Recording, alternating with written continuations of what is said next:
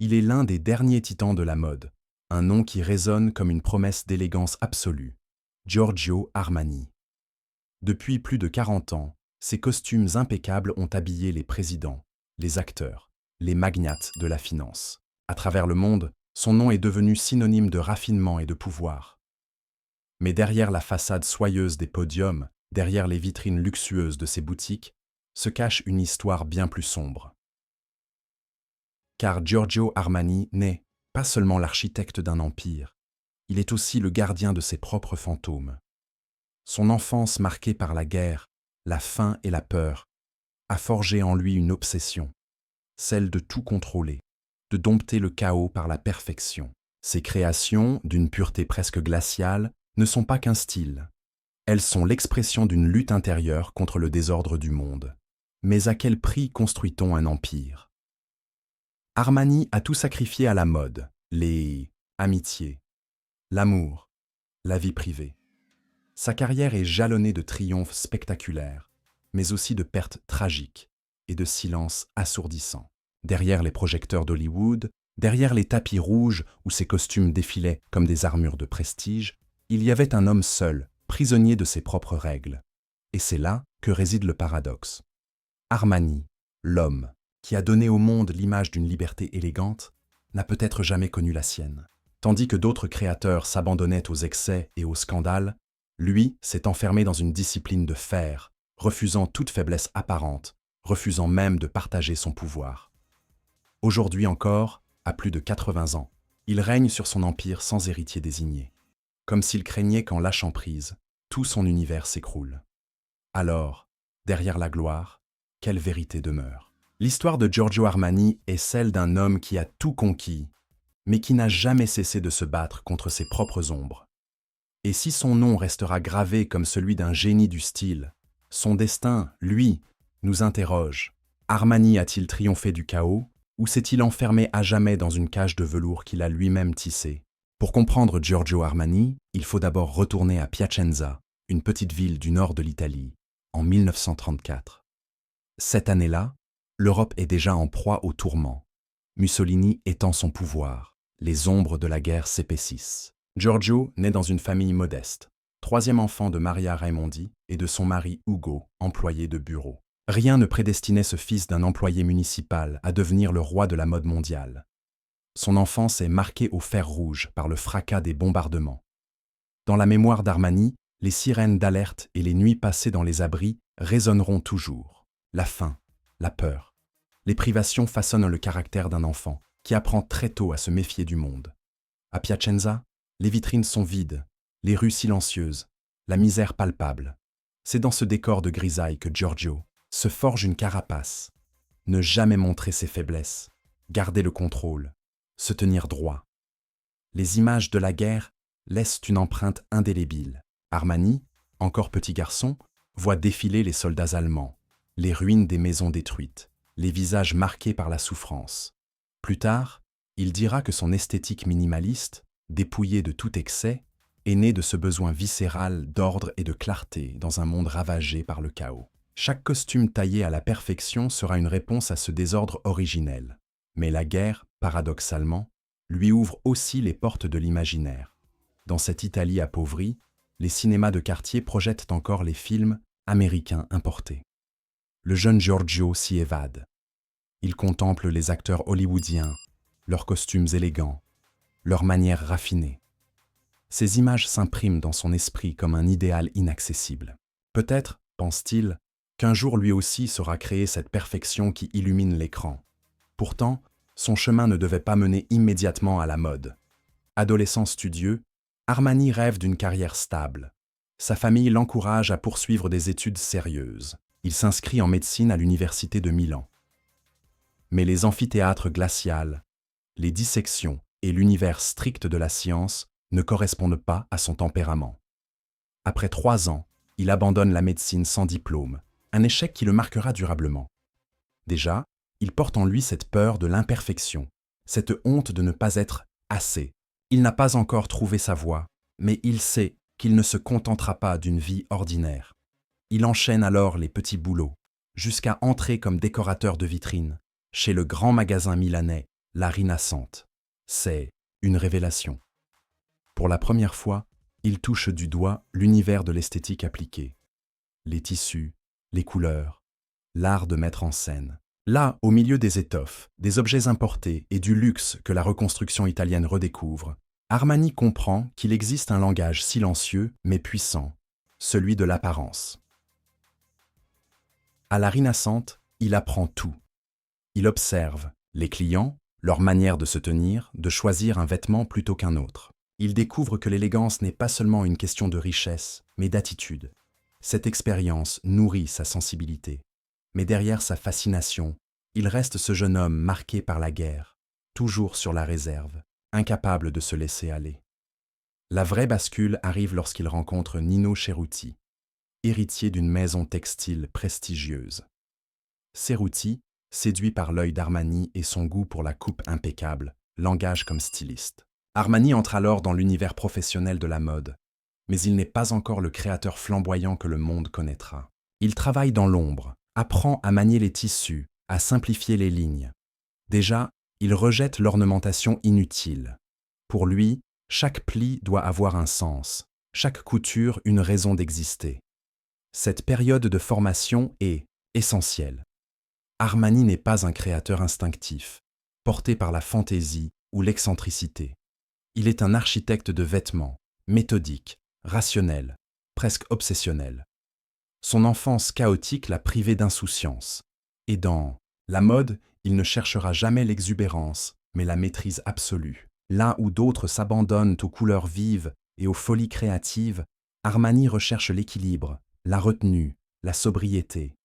Mais derrière cette ascension discrète se cache une solitude grandissante. L'abandon de ses études, le poids des attentes familiales, le regard d'une Italie encore conservatrice sur un jeune homme qui préfère dessiner des vestes plutôt que poursuivre une carrière médicale. Tout cela pèse sur lui. Armani développe une discipline de fer. Il ne boit pas, ne s'autorise pas d'excès, fuit les fêtes tapageuses. Ses amis le décrivent comme réservé, parfois distant, toujours concentré.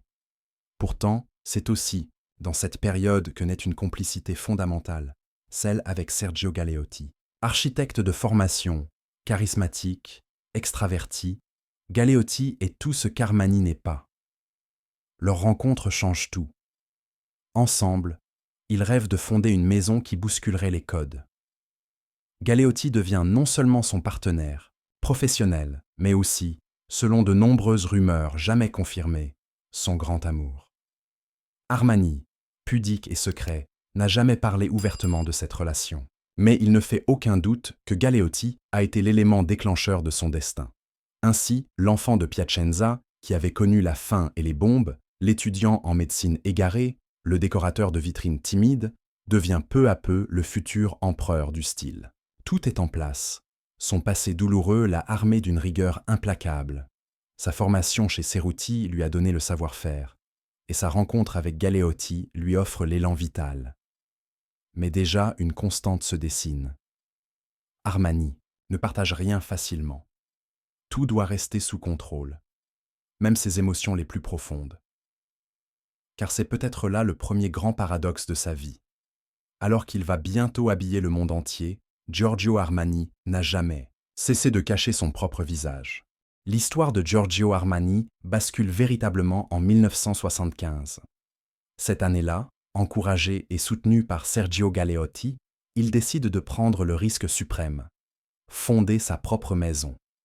Avec des moyens financiers limités, mais une ambition sans limite, Armani lance la marque qui porte son nom. Le pari est insensé dans une Italie où dominent déjà des géants comme Gucci, Valentino ou Missoni. Mais Armani n'a pas l'intention de les imiter. Son projet est radicalement différent. Il veut imposer une esthétique de la sobriété, une élégance dépouillée de tout artifice. Son idée phare, le costume déstructuré. Depuis des décennies, l'habit masculin est corseté par des règles immuables. Épaules rembourrées, lignes rigides, silhouette imposante. Armani ose briser ce carcan. Il allège la veste, retire la doublure, supprime les épaulettes, fait tomber le tissu sur le corps avec naturel. Le résultat est une révolution. L'homme n'est plus prisonnier de son costume. Il respire, il bouge, il existe. Pour Armani, la vraie puissance réside dans la fluidité, non dans la contrainte. Le succès ne tarde pas.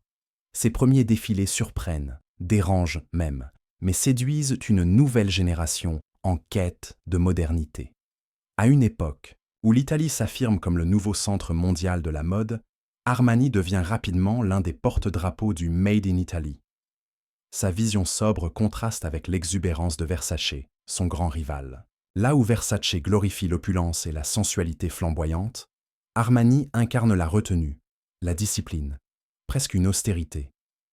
Le coup de maître arrive en 1980 avec Hollywood.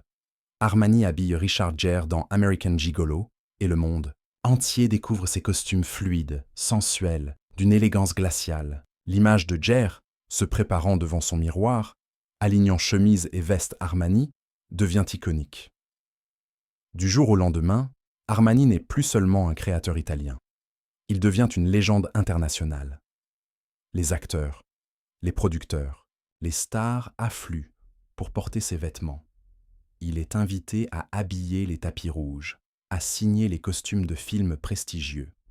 Hollywood devient sa vitrine, et Armani, son couturier attitré. Mais derrière cette ascension fulgurante se cache déjà une tension sourde. Armani, perfectionniste obsessionnel, veut tout contrôler. Chaque détail d'un défilé, chaque photo de campagne, chaque coupe de vêtements doit correspondre à sa vision. Il ne délègue presque rien. Ses collaborateurs l'admirent, mais le craignent aussi. Il peut être intransigeant, froid, cassant. Dans les ateliers, son silence pesant vaut plus que 1000 critiques. Sergio Galeotti, plus expansif, plus diplomate, tempère souvent cette rigidité. C'est lui qui négocie, qui rassure les partenaires, qui attire les investisseurs. Ensemble, ils forment un duo complémentaire, presque indissociable.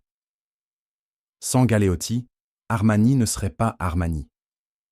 Mais cette dépendance affective et professionnelle sera aussi la source d'une douleur profonde. Les années 1980 voient l'explosion de l'empire Armani. La marque se diversifie, prêt-à-porter masculin et féminin, accessoires, parfums, bientôt décoration et hôtellerie. Armani devient une griffe totale, une signature que l'on peut retrouver aussi bien dans les garde-robes que dans les intérieurs. Chaque extension est soigneusement pensée, toujours sous le contrôle direct de Giorgio. À mesure que la maison grandit, sa réputation d'architecte du style se consolide. Il ne crée pas seulement des vêtements, il façonne un univers. Mais ce triomphe a un prix. Armani, déjà secret par nature, s'isole encore davantage. La gloire l'entoure, mais la solitude le poursuit. Les mondanités ne l'attirent pas, les excès du milieu lui répugnent.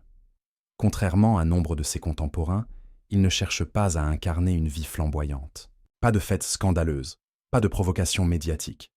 Armani cultive une image de sérieux, de rigueur presque ascétique.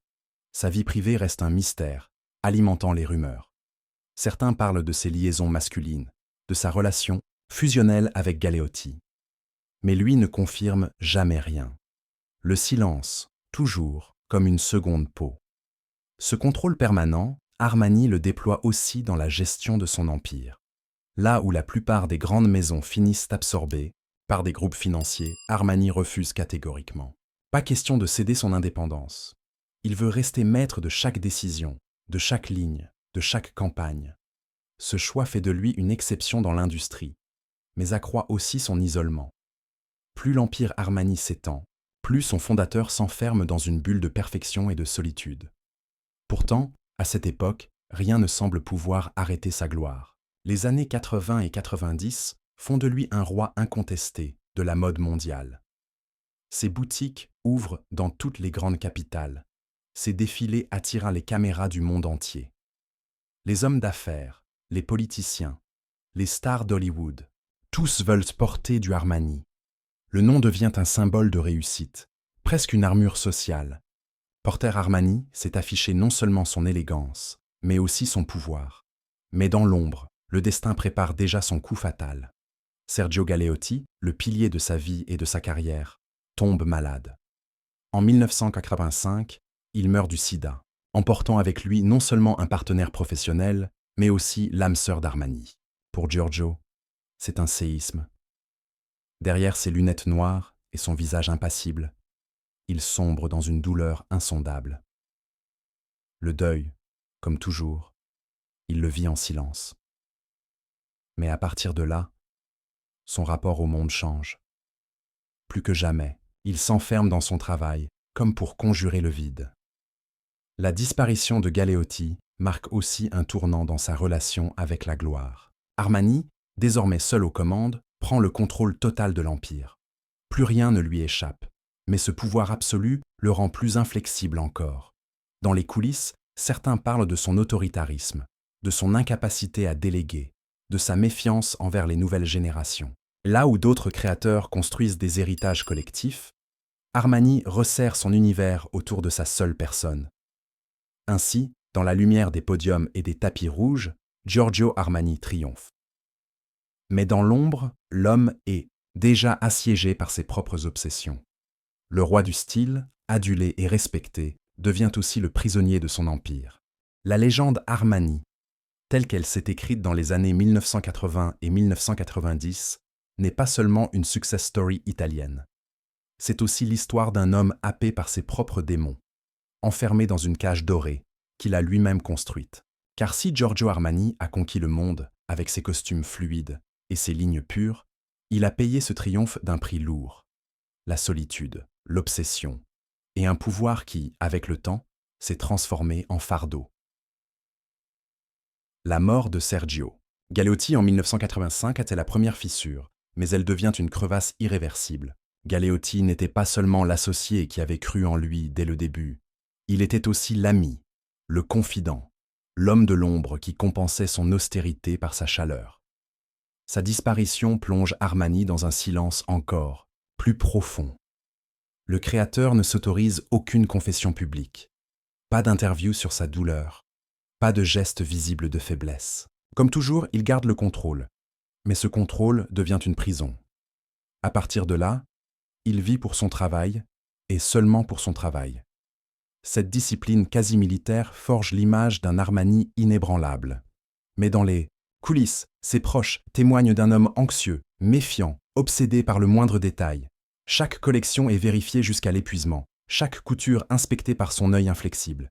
Les défilés, derrière leur apparente fluidité, sont des machines parfaitement huilées, où rien n'échappe au regard du maître. Certains employés parlent de son silence glacial, d'autres de ses colères contenues, toujours à fleur de peau. Cette obsession du contrôle s'étend bien au-delà de ses vêtements. Armani refuse obstinément toute tentative de rachat par les grands groupes de luxe. Alors que Gucci, Yves Saint Laurent, Dior ou Givenchy tombent les uns après les autres dans l'escarcelle de conglomérats, Armani s'accroche à son indépendance comme à une bouée de sauvetage. Il reste propriétaire à 100% de son empire, un cas unique dans l'industrie. Officiellement, c'est une preuve de liberté. Officieusement, c'est le signe d'une incapacité à lâcher prise, même face à la perspective de préparer l'avenir, car c'est là l'un des paradoxes les plus sombres de Giorgio Armani. Il a bâti une maison gigantesque, mais n'a jamais accepté de désigner un héritier. Ses collaborateurs les plus fidèles, ses nièces et neveux, ses managers de confiance, aucun ne reçoit le sceau de la succession. Tout dépend de lui, jusqu'au moindre détail. Et plus les années passent, plus cette absence de transmission devient inquiétante. Certains observateurs y voient une forme d'orgueil, d'autres une peur viscérale de disparaître. Armani ne semble pas vouloir d'un futur sans Armani. Son rapport aux autres créateurs italiens accentue cette impression de solitude. Les années 80 et 90 sont marquées par une rivalité féroce avec Gianni Versace. Là où Versace célèbre la couleur, la sensualité, l'excès, Armani incarne la retenue, le minimalisme, la rigueur. Cette opposition devient une guerre silencieuse, parfois ponctuée de pics acerbes dans la presse. Armani, fidèle à son caractère, ne répond jamais frontalement. Mais son mépris pour l'exubérance baroque de Versace est connu. Après l'assassinat brutal de Versace en 1997, Armani reste muet, Mais son silence est interprété comme une victoire amère. Son rival flamboyant est tombé, lui demeure. Pourtant, cette rivalité ne l'a pas libéré. Elle l'a seulement enfermé davantage dans son rôle de gardien austère d'une mode pure. Avec Dolce & Gabbana, la relation n'est guère plus tendre. Les deux stylistes siciliens, provocateurs, théâtraux, revendiquent un héritage italien de sensualité et de spectacle, à l'opposé du style Armani. Ils incarnent une Italie bruyante et passionnée, tandis qu'Armani incarne une Italie silencieuse et disciplinée. Cette fracture illustre la solitude du maître de Milan, isolé même dans son propre pays. Mais au-delà des rivalités professionnelles, c'est surtout dans sa vie personnelle que se révèle le côté obscur.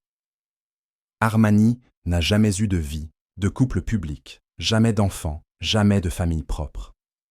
Ses relations, si elles ont existé, n'ont jamais été officialisées. Son homosexualité, longtemps objet de rumeurs, n'a jamais été assumée ouvertement. Dans une Italie catholique et conservatrice, Armani a choisi le silence, encore et toujours. Mais ce silence a un prix. Celui d'une vie affective appauvrie, tenue à distance, vécue dans la discrétion la plus totale. À plus de 80 ans, il vit seul, dans un appartement luxueux mais dépouillé, comme une métaphore de ses créations, beau, froid, maîtrisé. La presse, fascinée par ce mystère, n'a cessé de spéculer. Pourquoi un homme d'une telle puissance, d'un tel charisme, n'a-t-il jamais partagé son pouvoir? Pourquoi n'a-t-il jamais ouvertement aimé au grand jour? Est-ce par pudeur, par peur, ou parce que son seul véritable amour est mort trop tôt, emportant avec lui toute possibilité de recommencer? Ce vide affectif nourrit une autre obsession, la jeunesse. Armani, à mesure que les années passent, mène une guerre contre le temps. Régime strict, sport quotidien, bronzage permanent, chirurgie esthétique discrète, tout est mis en œuvre pour retarder l'inéluctable. Mais derrière cette apparence entretenue, les rumeurs d'une santé fragile succulent. Certains évoquent des malaises en coulisses, d'autres une fatigue qui le rattrape. À chaque fois, Armani dément, apparaît sur scène, droit et impassible. Mais l'image d'un homme éternellement jeune finit par devenir une illusion cruelle. Tournant des années 2000, son empire atteint des sommets. Plusieurs milliards de chiffres d'affaires, des hôtels à Dubaï, des cafés à Tokyo, des lignes de cosmétiques et de décoration. Mais plus l'empire s'élargit, plus la figure d'Armani se fige.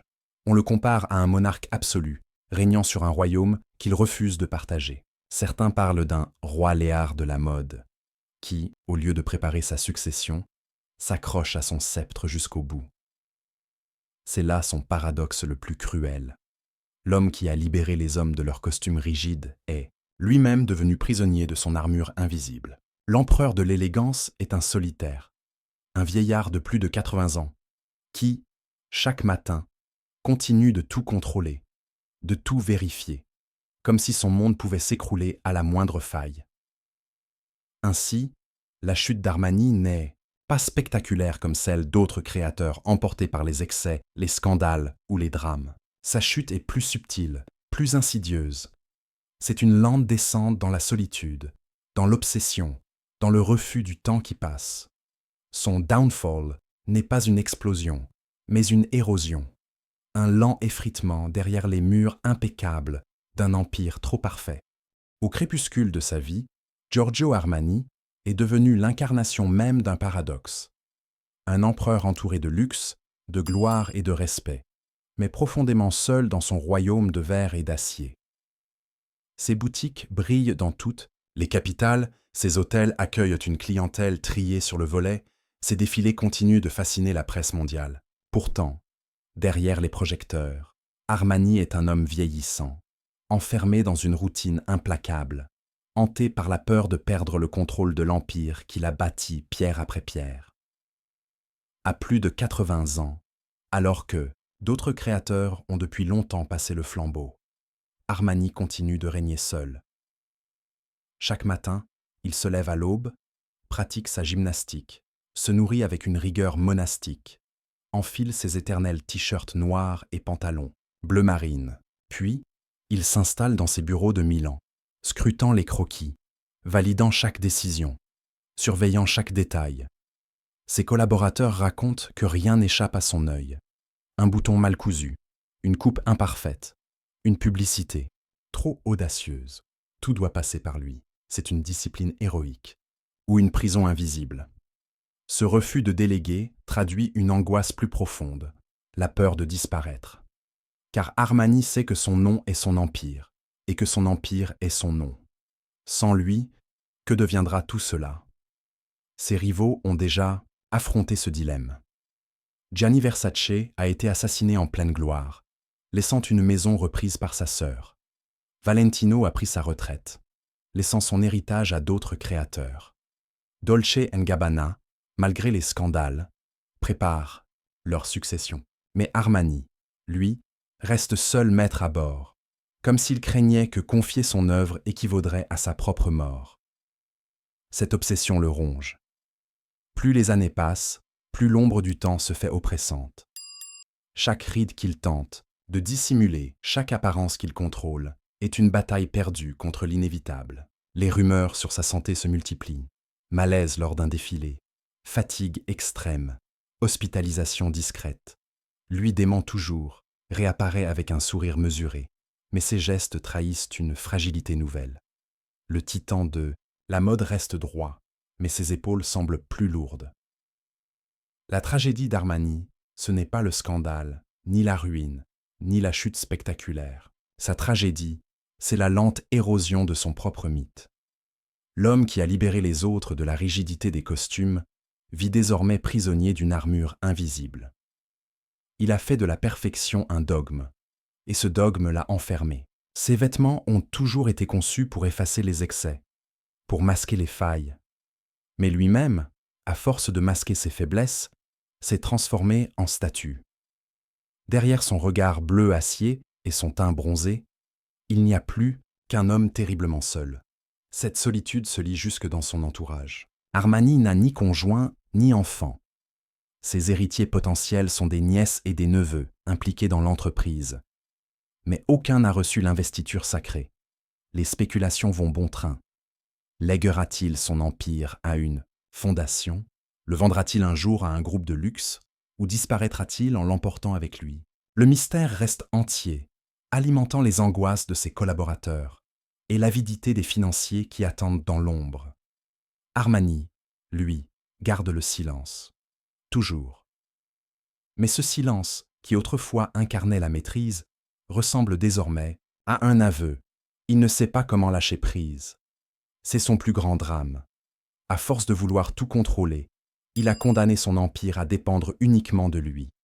Son triomphe absolu porte en lui la graine de sa propre fin.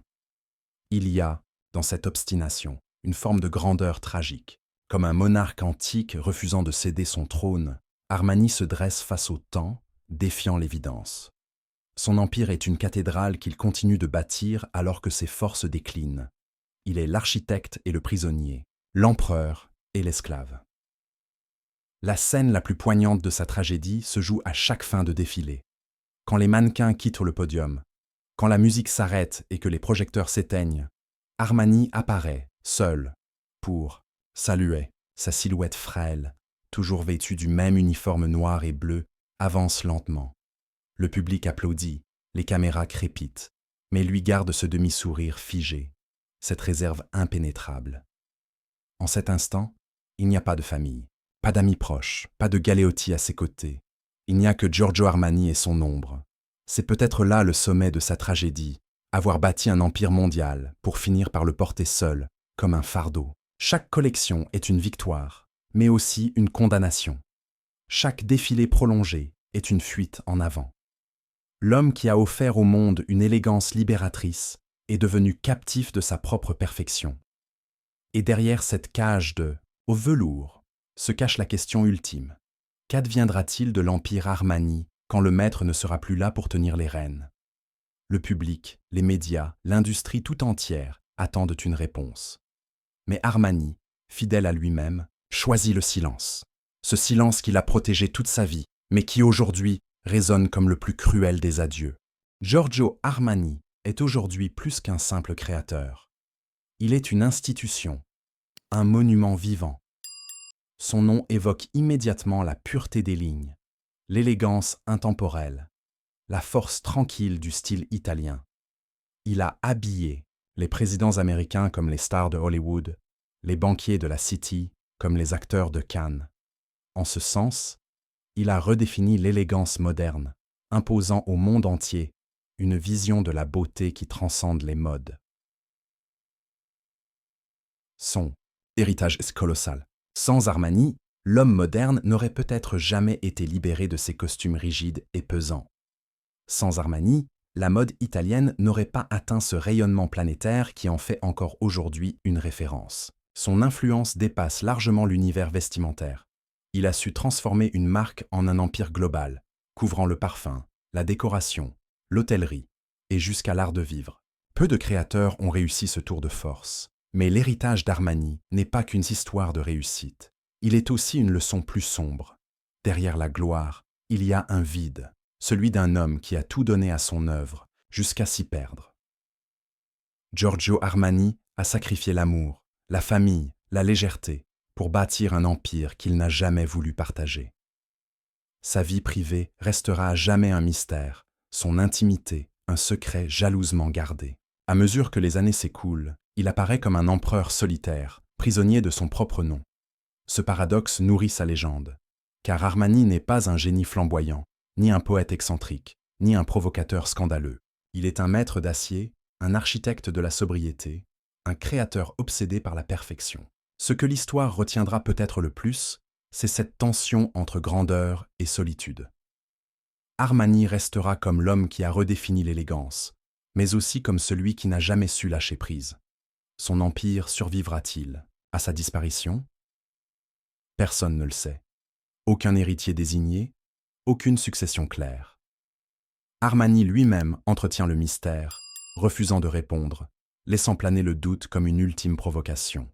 Peut-être que son plus grand geste de créateur sera de disparaître sans transmettre, de laisser au monde une œuvre achevée, figée dans le temps, comme un monument intouchable. Et c'est là que réside la réflexion ultime. Armani a triomphé. Du chaos de son enfance, il a imposé au monde son ordre et sa perfection. Mais ce triomphe est-il une victoire ou une condamnation?